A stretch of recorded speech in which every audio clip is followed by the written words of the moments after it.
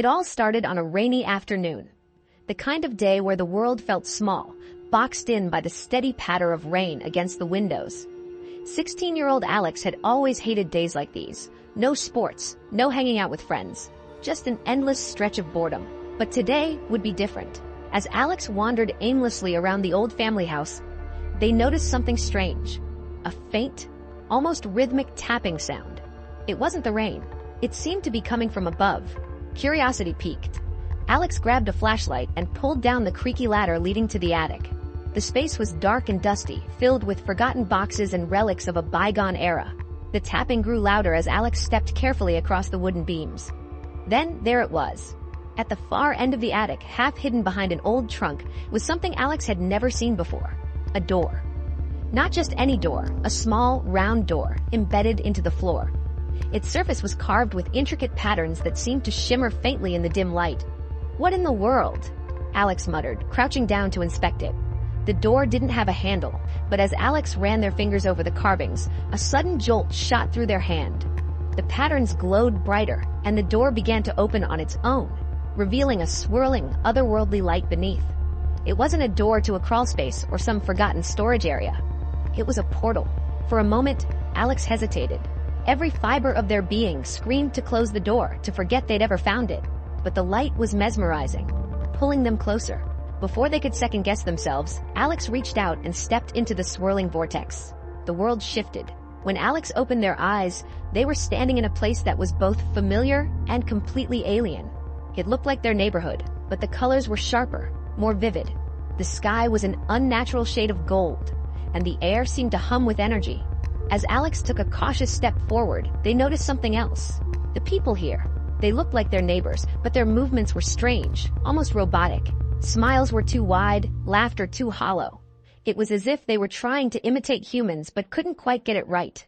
"Where am I?" Alex whispered, heart pounding. A voice answered, soft and melodic but coming from nowhere and everywhere at once. "You've crossed into the mirror world, young traveler." Alex spun around but saw no one. "Who's there?" The voice laughed lightly. "This is a realm that reflects your world, but it is not your own. Be careful. Not everything here is as it seems." Suddenly, Alex heard footsteps approaching. A group of figures emerged from behind a building. They looked exactly like Alex's family, parents, siblings, even their dog. But their eyes were completely black. "We've been waiting for you," one of them said, their voice a perfect imitation of Alex's mother. Panic set in. "This isn't real," Alex whispered. "This isn't real." The figures began to close in, their movements slow but deliberate.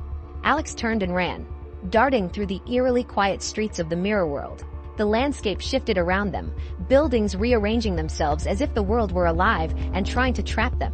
Finally, Alex spotted the faint glow of the portal in the distance. "You can't leave," the voice from earlier said, now filled with an edge of malice. "This world has chosen you. You belong here now." Ignoring the voice, Alex sprinted toward the portal. The black-eyed figures were close behind, their footsteps echoing unnaturally loud. With one final leap, Alex dove through the swirling light and landed back in the attic. The portal slammed shut behind them, the glow fading into nothingness. Breathing heavily, Alex scrambled to their feet and shoved the trunk back over the door, as if that would be enough to keep whatever was in that world from coming through. But as Alex turned to leave, they froze. On the floor, just outside the trunk, lay a small round object. It was a key, ornate and shimmering, just like the carvings on the door. The portal might be closed, but Alex knew one thing for certain. Whatever they'd stepped into wasn't finished with them yet. But what lies ahead for Alex?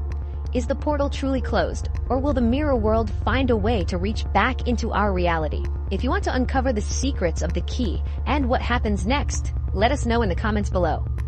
Don't forget to like, subscribe, and hit the notification bell, so you'll be the first to see part 2 of The Portal in the Attic, a gateway to another dimension.